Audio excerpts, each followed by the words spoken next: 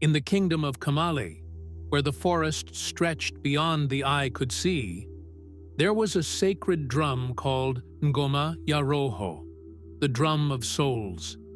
It was said that whoever played it could summon the spirits of the ancestors, asking for guidance, wisdom, or even justice. But the drum was forbidden to all except the royal lineage. Anyone else who struck it would bring a curse upon themselves and their descendants. For generations, the drum sat untouched in the Great Hall of Ancestors. But there was one man who could not resist temptation, Wekesa, the king's ambitious nephew. Though born into nobility, he was not in line for the throne. His cousin, Prince Jengo, was the rightful heir, and that burned in Wekesa's heart. He wanted power, and he wanted it now.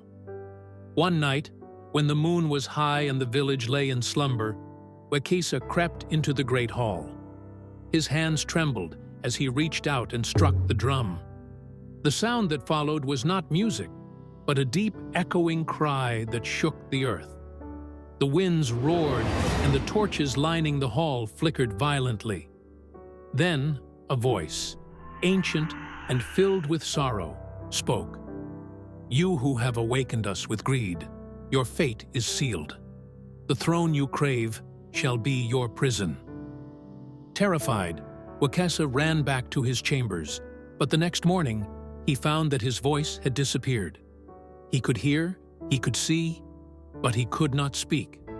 Worse still, when the king summoned him, he found that he could not move his legs. The elders recognized the curse immediately. "The ancestors have spoken," they whispered. Days turned to weeks, and Wekesa wasted away, trapped in silence, unable to tell anyone of his crime. His body weakened, his eyes hollowed, and soon he was nothing more than a shadow of the man he once was. One day, a young girl named Ayo, a humble drum maker's daughter, approached the great hall. She had no royal blood, yet she was pure of heart.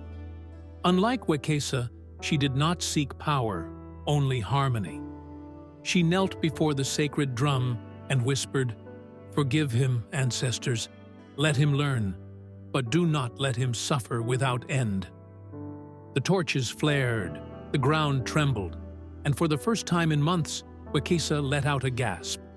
His voice had returned, but he was no longer the same man.